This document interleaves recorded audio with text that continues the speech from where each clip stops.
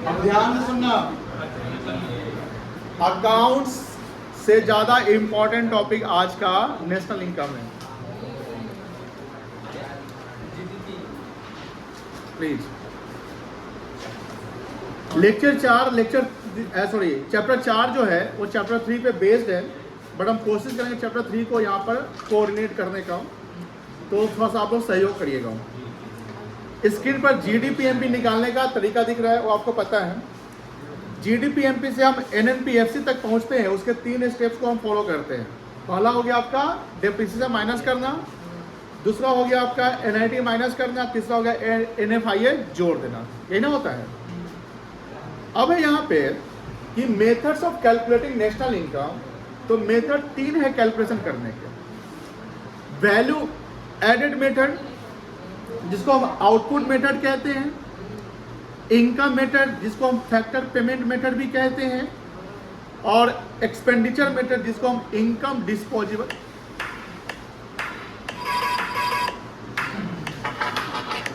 भाई किसका फोन है भाई? यहाँ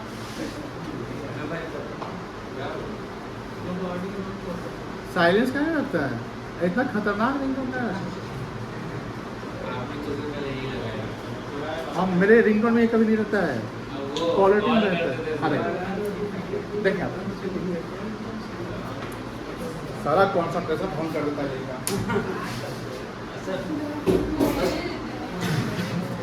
हाँ देखिए बेटा, प्लीज देखिए, methods of calculating national income के 3 मेथड है, value added method, income method and expenditure method. हम लोग कल डिस्कस कर रहे थे वैल्यू एडेड मेथड, यानी जितने भी प्रोड्यूसर है, जितने भी क्या है बेटा, producer like farmer, manufacturer, wholesaler and retailer, इन्होंने अपने प्रोडक्ट में जितना वैल्यू एडिशन किया उस सबका सम अप करेंगे तो जो रिजल्ट आएगा कहलाएगा जीडीपीएमपी। क्या कहलाएगा? जीडीपीएमपी। अब जीडीपीएमपी के लिए जैसे इसने जो वैल्यू एडिशन किया तो वो कैसे मिला आया कि उसमें, यानी कोई प्रोड्यूसर है उसका कोई इनपुट रहेगा। इंटरमीडिएट कॉस्ट को आप दूसरा टर्म में कभी कभी इनपुट वर्ड भी यूज कर सकते हैं, यानी कहीं क्वेश्चन में अगर इनपुट लिखा हुआ है तो वो भी समझो कि परचेज कॉस्ट है। इनपुट लिखा है तो क्या मानेंगे बेटा? बोलो, परचेज कॉस्ट है या इंटरमीडिएट कॉस्ट है। तो इंटरमीडिएट कॉस्ट हम अपने आउटपुट के वैल्यू से माइनस कर लेते हैं, बिकॉज वो फाइनल गुड्स में जुटा हुआ रहता है। और हम चैप्टर 2 में ही पढ़ लिए थे difference between final goods and intermediate goods, जहाँ बोले थे कि फाइनल गुड्स का वैल्यू नेशनल इनकम के लिए आता है, लेकिन इंटरमीडिएट गुड्स का वैल्यू नेशनल इनकम के लिए नहीं आता है। तो हमने शुरू में जब चैप्टर 1 पढ़ाया, चैप्टर 2 पढ़ाया, चैप्टर 3, हमने बताया कि आगे आने वाला चैप्टर पूरा रेलिवेंट होगा इसके लिए, यानी जो पीछे आप पढ़ चुके हैं वो आप उसको इग्नोर नहीं करेंगे, उसको आप प्रॉपर फोकस करेंगे, बिकॉज सब इंटरलिंक्ड होता है। अब यहाँ बात होती है कि सर आउटपुट की वैल्यूज जो होती है उसमें इंटरमीडिएट गुड्स का वैल्यू जुटा रहता है, तो इंटरमीडिएट गुड्स की वैल्यू जैसे इसके माइनस करेंगे तो वैल्यू एडिशन होगा। मतलब कि अगर हम आउटपुट में से इंटरमीडिएट कॉस्ट माइनस कर दे तो जो रिजल्ट आएगा क्या कहलाएगा? जीडीपीएमपी कहलाएगा। कोई दिक्कत नहीं है, बोलो हाँ या ना। अब सवाल ये आता है सर, ये कुछ हमने बताया था, कुछ टेक्निक या ट्रैप हो सकता है। अगर परचेज लिखा रहे तो समझ लो कि वो इंटरनल है, purchase with in domestic territory, आज बजाय एक इंपोर्ट यानी परचेज फ्रॉम एब्रॉड लिखा हुआ है, दोनों रहेगा। अगर purchase with in the domestic territory अलग से दिया हुआ है, इंपोर्ट दिया हुआ है, तो हमको जब परचेज वैल्यू लेना होगा तो दोनों को हम क्या करेंगे? सम अप कर लेंगे, कोई दिक्कत नहीं है। अब एक चीज और, जैसे एक एग्जांपल समझिएगा, उसका यूज अभी होने वाला है, ये बात नहीं करो प्लीज। ये अकाउंटिंग कॉन्सेप्ट पे भी बेस है, आप 11th में भी पढ़े होंगे कुछ, और यहाँ भी है, उसका अप्लाई हो रहा है, तो ध्यान रखिए कैलकुलेशन करना है। जैसे मान लो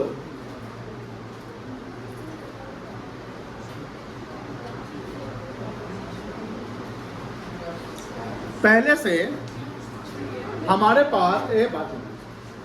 पास 10,000 ओपनिंग स्टॉक है, मतलब 10,000 वैल्यू का क्या है बेटा? ओपनिंग स्टॉक है।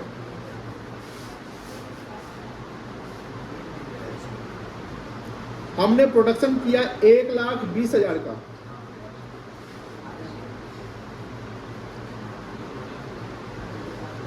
सेल्स किया 90,000 का। कोई बता सकता है क्लोजिंग स्टॉक कितना आएगा? कितना आएगा क्लोजिंग स्टॉक?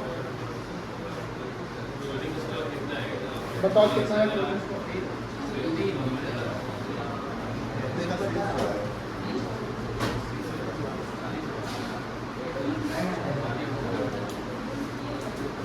बोलो। हाँ 20,000 40,000 कैसे?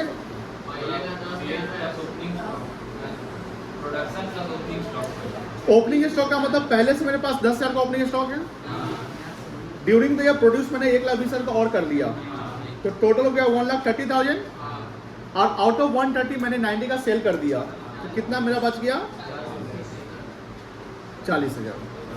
तो क्लोजिंग स्टॉक निकालने का फॉर्मूला हम बना सकते हैं।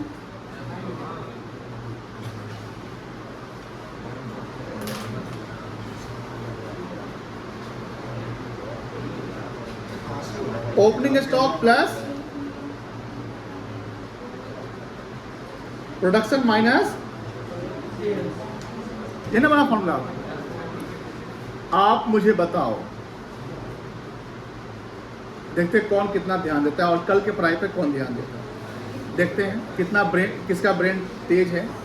इसमें नेशनल इनकम की जब बात करें या जीडीपी एमपी की बात करते हैं, यहाँ पर आपको 4 डेटा दिख रहा है, 10,000, 1,20,000, 90,000 और 40,000 दिख रहा है ना। जीडीपी एमपी की बात करें, कौन सा वैल्यू लेना होगा बताओ? कौन सा वैल्यू? सेल्स लेना पड़ेगा। कोई बच्चा बोला 90,000 दीजिएगा, और कोई बोलिए, आप बोलिए वैल्यू बताइए। 1,20,000 और कोई 90,000 और 1,20,000 90 1,20,000 90 1,20,000 90 और कोई वैल्यू हो सकता है क्या? अच्छा 90,000 कौन कौन है? आप, एक बच्चे, 2 बच्चे, कैसे 90,000 होगा?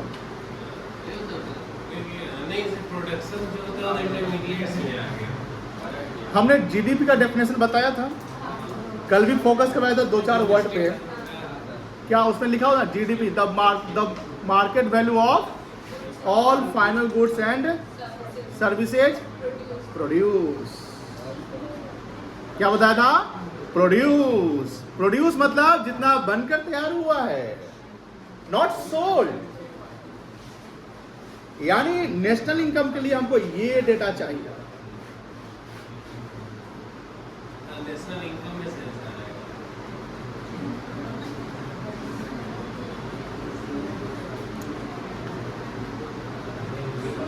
एक्सक्लूडिंग इंटरमीडिएट कॉस्ट, है कि नहीं है?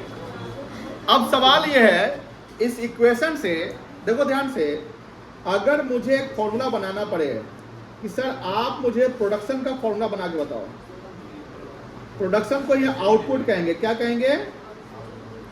इस इक्वेशन से आउटपुट का क्या फॉर्मूला बनेगा बताओ?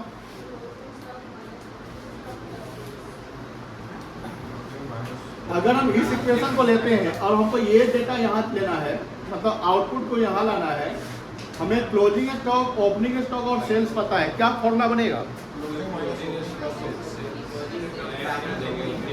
Sales plus closing stock minus opening stock बनेगा फॉर्मूला। बोलो हाँ है ना? ठीक है। अब यहां पर जो relationship between closing stock and opening stock है, जैसे क्लोजिंग स्टॉक मेरा कितना था, ओपनिंग स्टॉक कितना है? अगर मैं पूछूं कि इन्वेंट्री में कितना से बदलाव हुआ, क्या बोलोगे? उसको बोलते हैं change in inventory. Change in inventory या change in stock.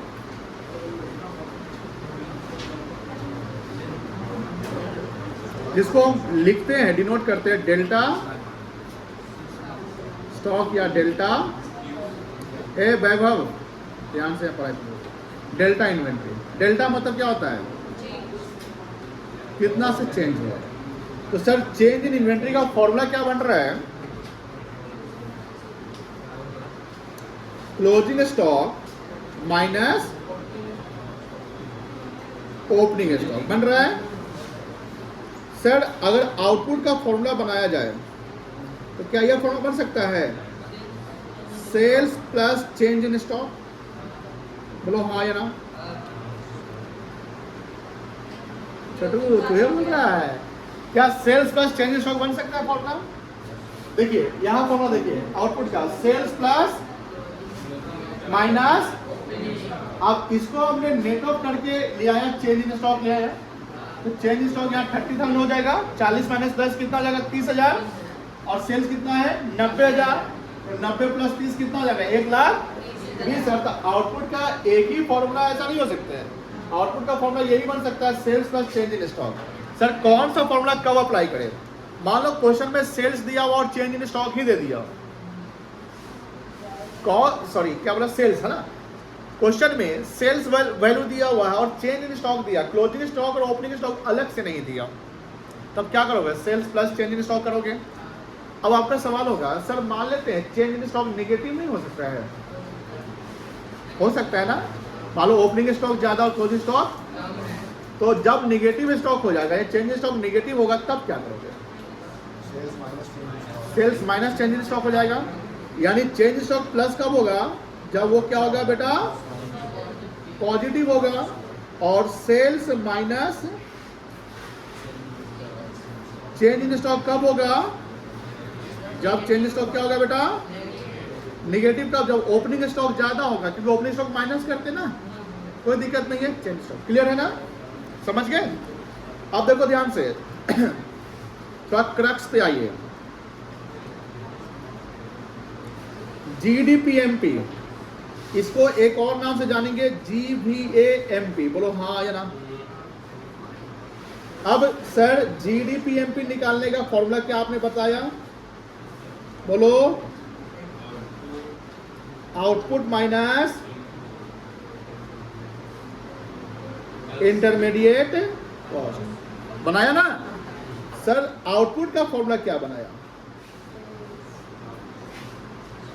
Sales plus change इन बना, या दूसरा sales plus closing stock minus,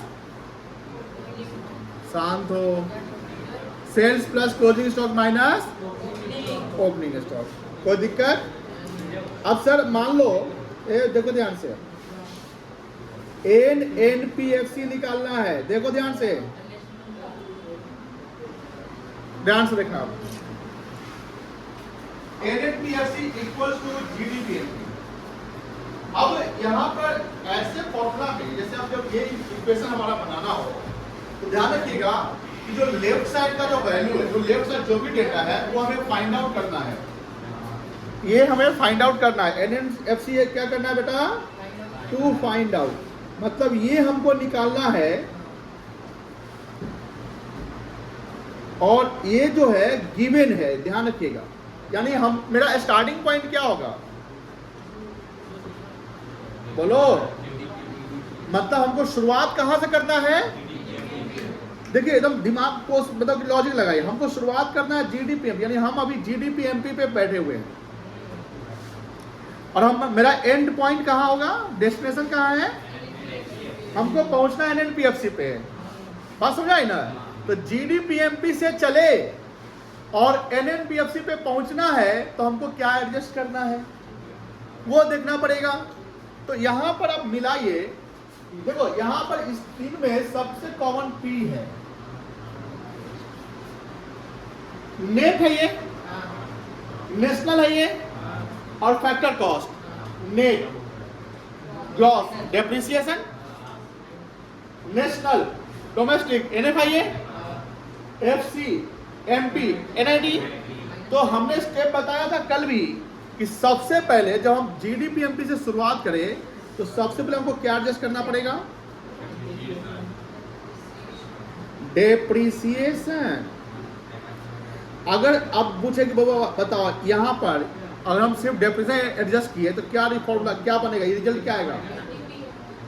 N D P M P बनेगा, बोलो हाँ या ना। अब क्या एडजस्ट करेंगे? NIT। पहले डोमेस्टिक इनकम तो निकाल लो, क्या निकाल लो? तो क्या एडजस्ट करेंगे बेटा? NIT। अब बता दो क्या रिजल्ट आएगा? NDP FCI आएगा। अब क्या करोगे? प्लस करोगे कि माइनस करोगे? जब पॉजिटिव होगा तो प्लस करोगे, निगेटिव होगा तो माइनस करोगे। This is the formula of national income. हाँ, FC से हमको MP जाना है तो NIT तब होगा प्लस, और MP से FC जाना है तो MP से NIT माइनस हो जाएगा। MP माइनस NIT, ये ना फॉर्मूला है।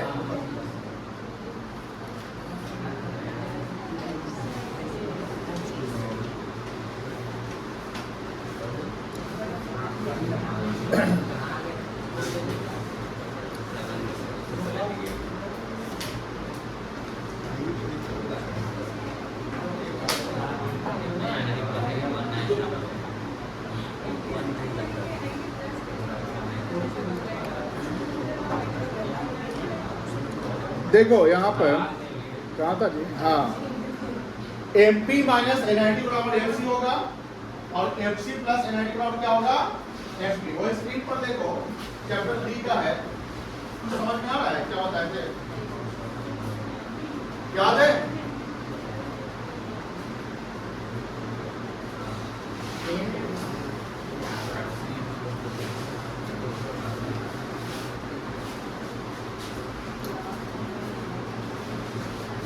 नहीं आ रहा समझ में? भूल गए क्या था वो?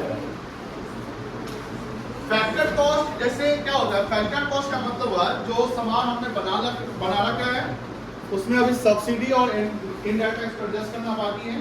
कि जब मार्केट में बिकेगा तो कॉस्ट तो नहीं बिकेगा, मार्केट में बिकेगा किस वैल्यू पे? मार्केट प्राइस पे। तो फैक्टर कॉस्ट जो है, और सरकार चार्ज करेगी क्या? सरकार क्या चार्ज करती है? टैक्स। क्या? कौन सा टैक्स? उससे एमपी क्या होगा? FC plus indirect tax plus आपका एमपी बन गया ना। सरकार हमको क्या रिलीफ देगी? उससे क्या होगा? एमपी क्या हो जाएगा? उससे कस्टमर को फायदा हो सकता है। तो सब्सिडी को क्या करना पड़ेगा? माइनस। वही इनडायरेक्ट टैक्स और सब्सिडी जब एडजस्ट कर लेंगे तो क्या बनेगा? एनआईटी बनेगा ना। तो इनडायरेक्ट टैक्स अगर ज्यादा है और सब्सिडी कम हुआ तो एफसी में हम एनआईटी को जोड़ देंगे तो क्या आ गया? एमपी। और एमपी से एनआईटी माइनस कर देंगे तो क्या आ गया? ये हुआ। समझ गए ना? देखिए, जब चैप्टर 4 पढ़ रहे हो या कोई चैप्टर और वो कोई कॉन्सेप्ट है, उसके डिटेल्स अर्लियर पढ़ाए गए हैं तो वहां पर जाकर रिवाइज कर लो। कोई कुछ बोला है क्या? चलो, ये समझ में आया फॉर्मूला कि नहीं आया? ये फॉर्मूला समझ में आया? आ गया ना पक्का? बुक है सबके पास? आइए बुक पे। क्या बनाएंगे? ये छोटू तो बहुत खुश लग रहा है आजकल।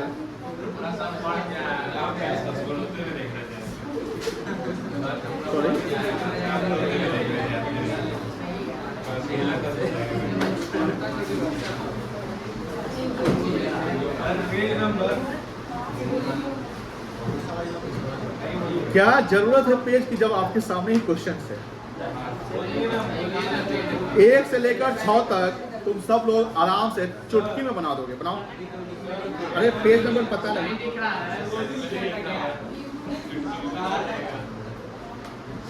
है? अब दिख रहा है? किताब लाया है ना? नहीं लिखे हो? ओहो, लिख लो। यहाँ से लिखना है। ए और नीचे, ये सब बताए हुए तो और नीचे करा। यहाँ से ना बताओ।